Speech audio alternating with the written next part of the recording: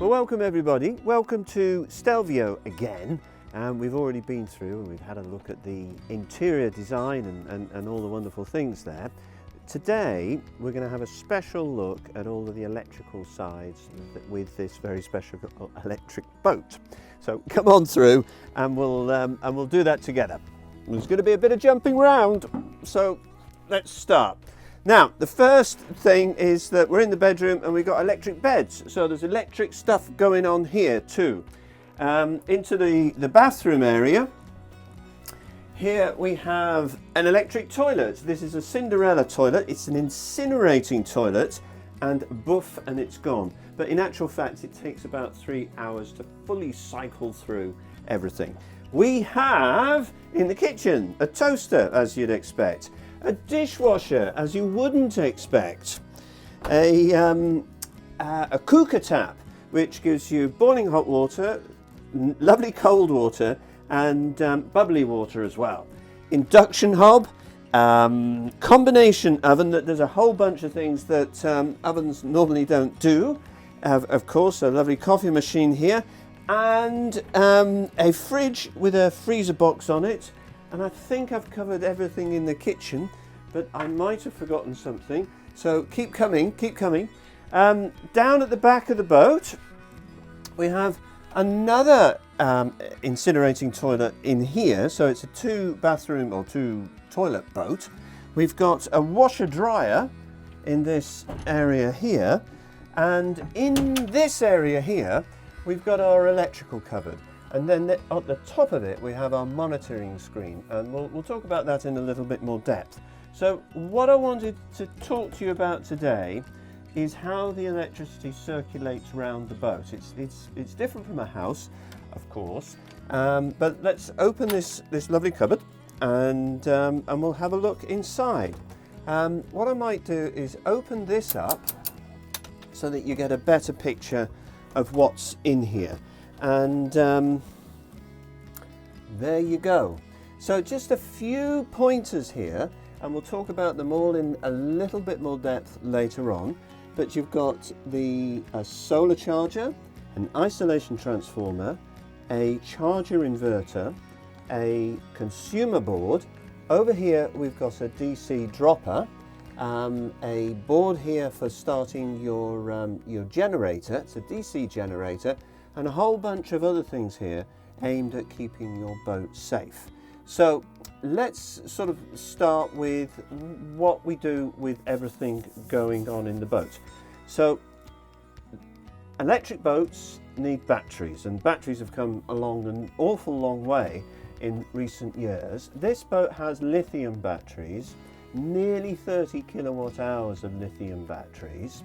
And they are batteries that look after themselves, and even in cold weather, if you're charging them, they'll shut off, or they'll start a little heater there to warm them up, because that's the issue with electric, with batteries, lithium batteries. You can't charge them when they're cold. So there are 3 ways of charging those batteries. We've got the solar panels on the roof. There's 12 of them on this boat. We've got a connection to the shore. And then we've got a DC generator as well. So let's take it bit by bit and start with the solar. So the solar panels are on the roof. They come in via these solar cables here, through a fuse, to an isolator, which basically means a switch to turn things on and off, out through another fuse and into the MPPT controller. We'll talk about that another time, but then that takes it into a bus bar. What's a bus bar? I had one here, bear with me. That's a bus bar, and what it does is that it's a bar, and it brings all of these different wires and you connect them all together. So you can add electricity into this, and you can also take it away from here as well. And on a boat like this, there's a negative bus bar and a positive bus bar. So we'll put that there. You know what a bus bar is now. So we've covered the solar charger. Now we have if you plug in from the shore. So you can do that in Well, it's really just taking a line from the shore, an electrical line, an AC line from the shore, and then plugging it in your boat so that it charges your batteries. Now, what happens here is that there's lots of things that could go wrong, and that's because we're on a boat and things go wrong on a boat. What happens is that if there is a slight drift of electricity into the boat through a damaged cable or something like that, you would get electrolysis, and over a period of time that will ruin your boat. It will basically just melt it away. So what we have is an isolation transformer to help protect your boat. And that actually is, you might know how a normal transformer works, where you want to transform power from one voltage to another voltage, and you'd have lots of coils on one side and less coils on the other side, but the electricity doesn't actually meet. Whereas on a boat isolation transformer, all it does is that you've got coils on one side, coils on the other side, and the electricity passes over without any connection to the earth. So you've got a completely separate earth situation on the boat. So what happens? You've got a socket at the end of the boat that you plug into. It became a little difficult trying to explain everything from inside a cupboard, so here's a drawing that hopefully does a better job. Taking shore power from a socket on shore to the boat's AC inlet socket, we then pass electricity through an RCBO, a residual current breaker with overcurrent protection. This one is double poled, that's DP, and in this case it's 16 amps. Into the isolation transformer, and then once the isolation transformer has done its thing, then that passes through another RCBO, again for safety, into the inverter charger. Stelvio uses a 10 kilowatt Victron Quattro. Now when it's in charger mode, that will take the shore power, which is AC, and convert it into DC and put it in the batteries. Now the other part of the inverter charger is the inverter part of it. So that's for when we're not connected to the shore and we want to use the boat's AC devices. It could be the coffee machine, it could be the heater, it could be the Cinderella toilets. Now that will take power from the batteries, put it into the inverter charger, and then that will convert it into AC, and then it will go through an RCBO 40 amp version because the amount of current the inverter charger can put out, and then that goes into the MCBs. Now MCBs are miniature circuit breakers, and you have those in your house too. Now from that distribution board they go into all of the different appliances found on Stelvio. So I hope that explains things better. Now we're going to rejoin the video from the front of the boat, where we're going to be looking at the generator, which is another way of getting electricity into these batteries. See you there.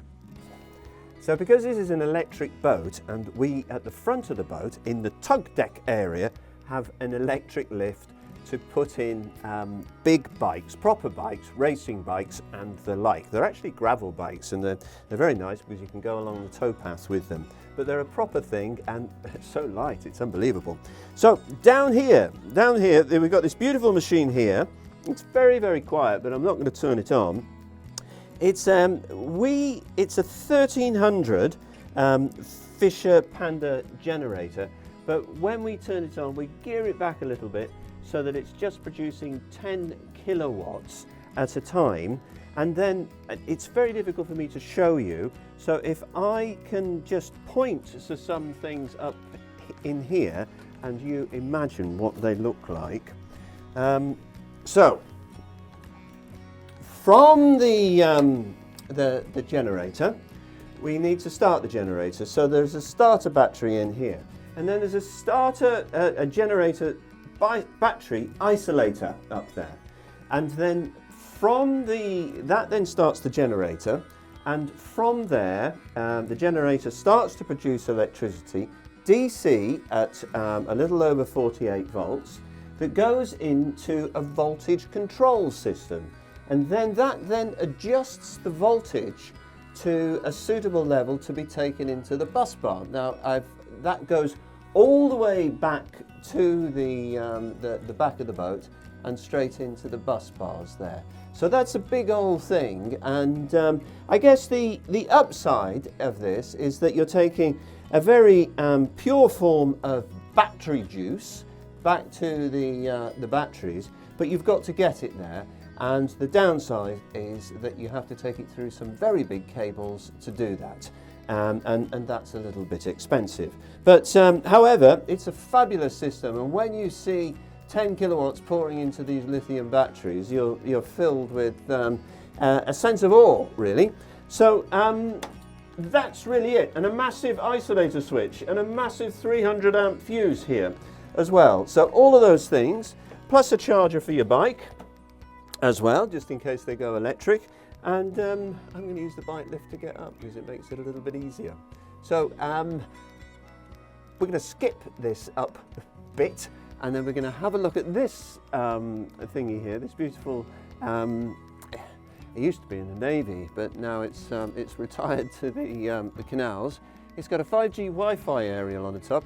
It's got a camera in there. It's of course your tunnel light, and of course the horn. And I just think it finishes up this boat off quite beautifully. So just a special bit about this lovely light here. Little camera at the top here that feeds to a screen at the back so that you can see the front of your bow when you're coming into a lock and all that sort of thing. Tunnel light, very powerful tunnel light. On top here is a 5G aerial, and it's big like this because it's got two aerials in there, and you can see that because you've got the two cables. I should really call them antennas really, but that will flip back if there's ever a problem. And of course here you've got your horn. So apart from noticing the antique brass effect that's going on here, it's and the fact that it's probably over 100 years old, it's a beautiful bit of kit and just looks lovely on the front of this beautiful boat. Let's go somewhere else. So now I'm going to show you the batteries and the motor of this lovely boat. So one thing I want to just to point out a little bit more is that of course we've got the fake teak around here. We've got the lockable hatch lids, and notice how effortlessly we open them because they're on gas struts and they're actually fiberglass, which means they're very light. So I'm going to jump down here and then we'll join you, or you'll join me, to explain it in a little bit more detail. Back again in the engine bay and also the electric battery storage unit.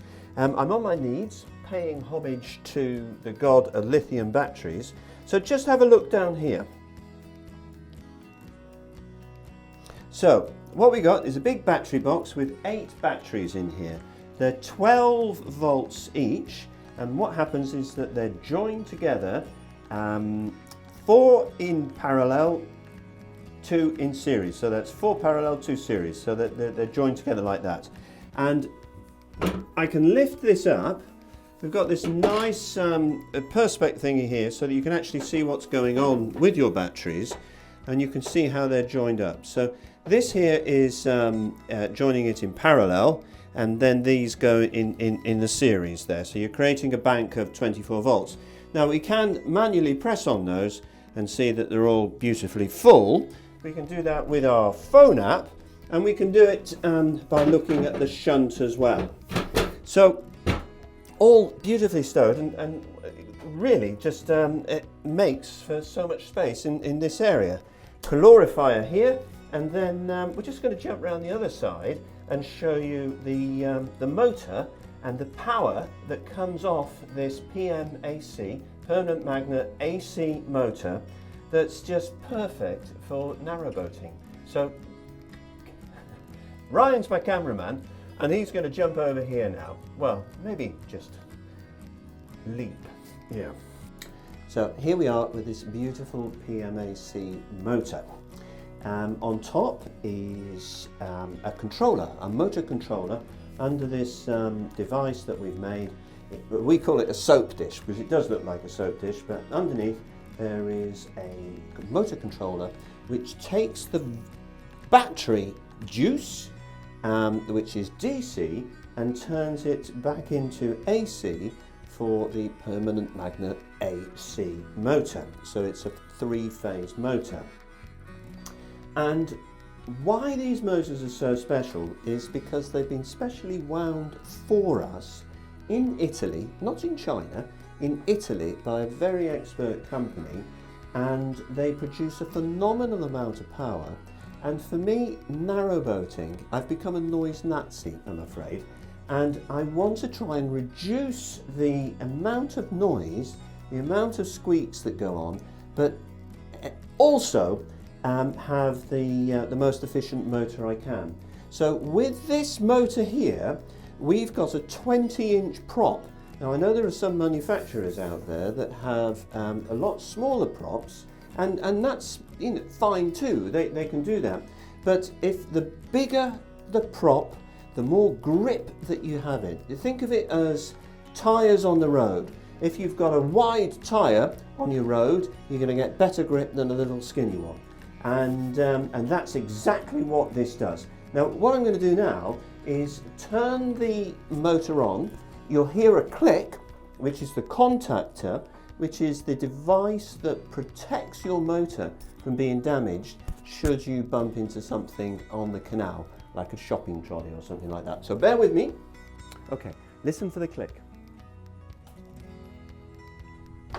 There you go. That means the motor is activated. We have a motor that is ready to go, basically, so no chugging along in neutral or that sort of thing. In the same respect that when you get into a lock, this is all the noise you're going to hear, and you're not using any juice to do it. So let's have a wee look at the power that comes out of the back of this motor. It's a little bit of showing off, really. See you at the back of the boat. Okay, so magically I'm on the back of the boat here, and it's really comfortable. I'm sitting here in the sun on this beautiful, beautiful rail here. I'm using that word quite a lot, beautiful, but it's the only word that I can think of that actually puts it all together. But the point of us being at the back here, and I should say it's a lovely place to, there goes another word, to actually steer your boat from. It's so gentle. And this stern itself, I should be talking about the throttle, but this stern, it's so sociable. You can get 4 people around with a lot of space, and what are you going to talk about? All sorts of things. Anyway, about this throttle here, we've seen the battery, we've seen the motor, so the juice is coming from the batteries into the motor via the motor controller, and then through this throttle it controls the controller to put power into the motor, and that makes it turn. So just by pressing that down, the little safety thingy there, and it starts coming out the back. Now this ramps up at really quite a speed, and I hope you can still hear me, but I can turn it on to full and flood the car park from here.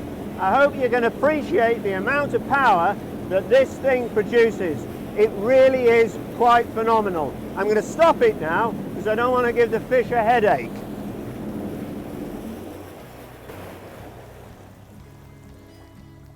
Now it's lovely that all of that power wasted in a demonstration came from the sun. No carbon, none of that, and a bloody car, a diesel car, starts up just as I say that. They're still trying to get onto the act. So anyway, we're going to talk about something else now, which is a monitoring system that shows us what is going on the whole of the boat as we're using it. Because if you don't know what's going on, if you don't know what's being used, then it's really difficult to understand how to best use it. So let's do that. When you're sitting on the helm, you want to know what's going on the rest of your boat. Of course, you want to know what's going on the motor, but you really want to know what's going on the rest of the boat, because what you are going to do from the helm is going to dictate how you're going to spend your evenings. Whether you've got enough juice, whether you should turn the generator on, all sorts of things like that. You need to drive this boat, you need to control it. So what's nice is that what's normally accessible at night from inside the cabinet or during the day is now accessible from the helm. Now there's a feature here too that automatically comes on when the motor is on, which is that one there, that we can see here that even at this time of day, and although the sun is very low, it probably has a declination of about 15 degrees, something like that, but you can see that we're getting 0.5 of a kilowatt of power in. There's 0 going out in terms of the, or next to it. The motor temperature is 16 degrees and the state of charge of the battery is currently at 94%. Speed over ground, nothing, and because we haven't got the motor going, the RPM is 0. Now this is a special screen. It is one that you can see in pure daylight. Things like this are very difficult to see on video, so we're going to close this down and I'm going to go through all of the other things. Another thing that I'd like to point out to you is that the camera that we showed you at the very front of the boat is visible on this screen. I want to say that this boat has a lot of useful, you could call them gimmicks, but they're not gimmicks, they're all incredibly useful. And what we've tortured ourselves about is making them look beautiful and integrating them so that they're not really an eyesore.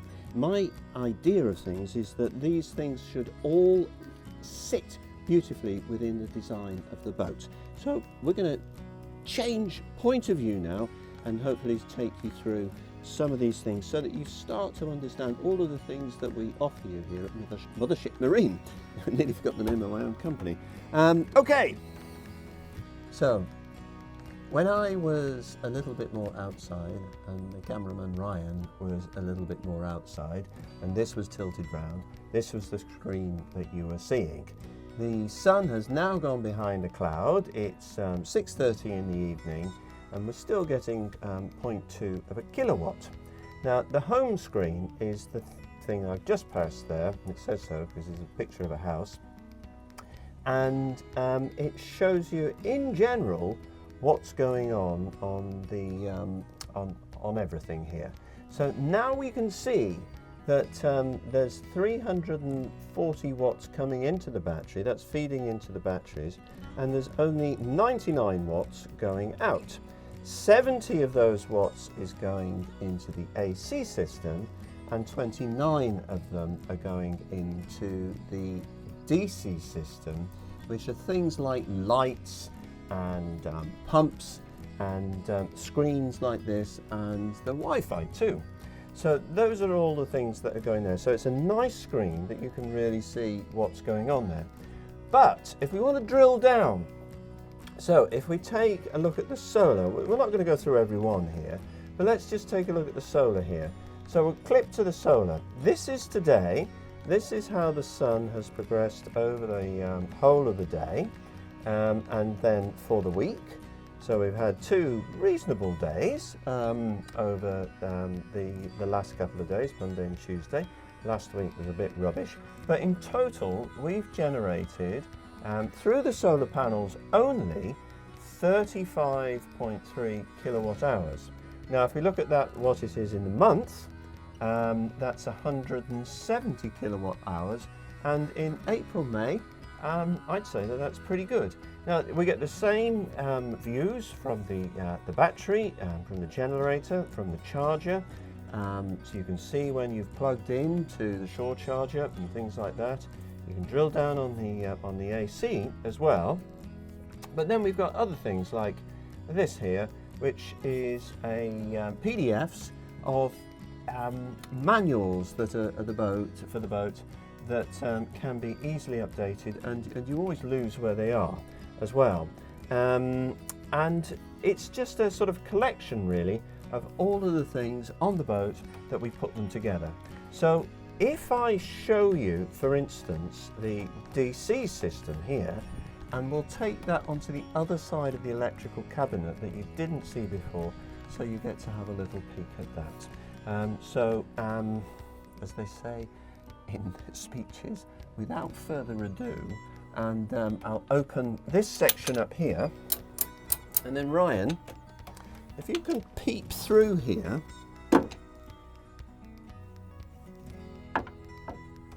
and we can see what's going on here. So, as I mentioned before, 48 volts in the battery,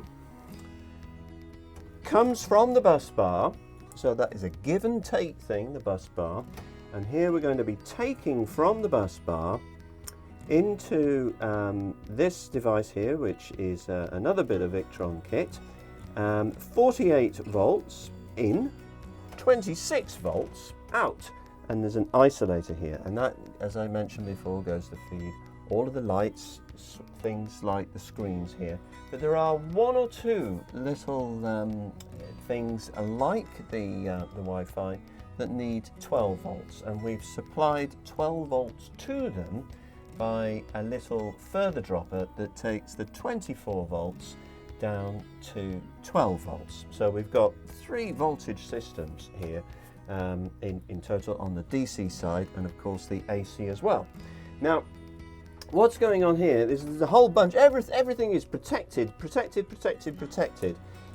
with all of these fuses here, and they're all beautifully labelled, and the wires are all colour-coded so that things do go wrong, and one of the things that you want to be able to do is to check a fuse. It shouldn't go wrong, you know, and it's probably a sign that something's happening. Maybe a device that you've got plugged in is failing, but again, it keeps you safe. And then this is the consumer unit, which looks after all of the AC things, but also holds a few of those isolators that we were talking about before. So that's the DC side of things, but then furthermore, we're using a servo device that allows us to... Could you try again? Yeah, my watch is talking to me. My servo device... Sorry, I'm still not sure. My servo device is a Servo GX, and that links together the MPPT, the Victron charger, the Quattro, and the shunt, the smart shunt that we haven't talked about as yet, and then that feeds all of that information.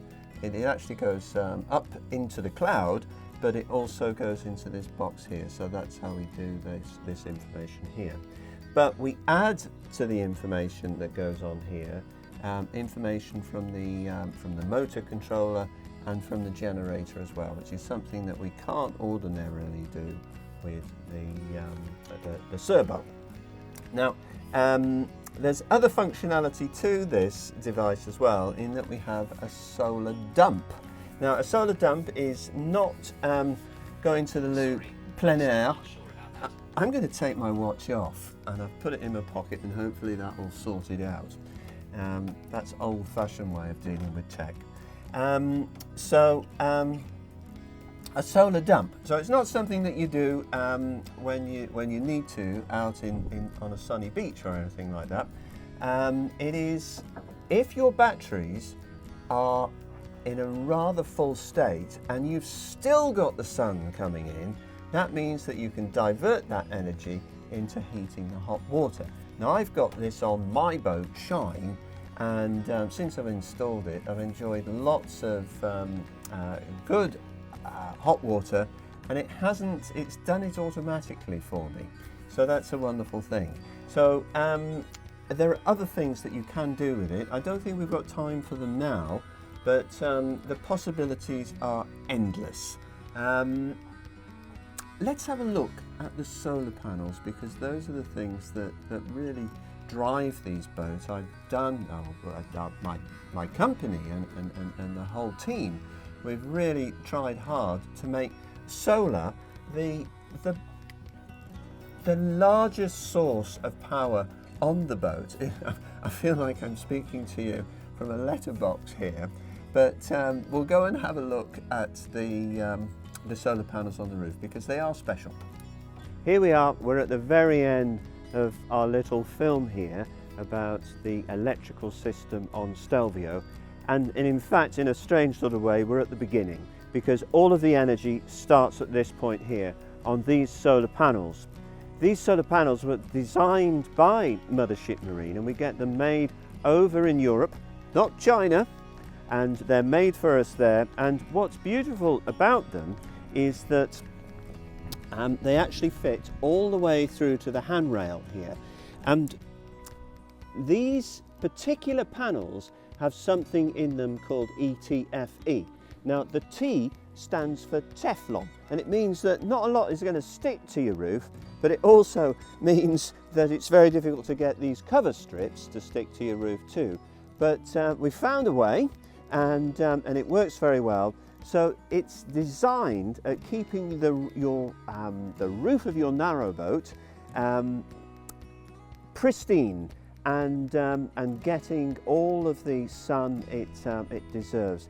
Each of these panels produces a total of about 180 kilowatts in terms of power. On this boat there's 12 of them. But importantly, I want to show you a little feature that we've built in, which is this infill panel here that we make out of fiberglass that we treat just like a solar panel. And there are places where you need to hang on to, where you need to have vents in, and vents for Cinderella toilets and all of that sort of thing, and somewhere to stand as well, with some muddy boots on. So you have that. But just in finishing off, people always ask me, can you stand on these solar panels? Yes, no problem at all. If you need to get from the back of your boat to the front of your boat in a hurry, in a lock, whatever you're doing, maybe you're just sort of practicing the 10-meter dash, you can do it no problem at all on these solar panels. And it's safe as well. You don't have to sort of get round other solar panels and that sort of thing. And that's the beautiful thing about it. So I want to just show you, because these panels are catching on now, some of the other boats next to us here. So just on the water today, unfortunately looking a little bit dusty, is Soulmate, followed by an old friend, Falcon, and at the very end there, that's Shine.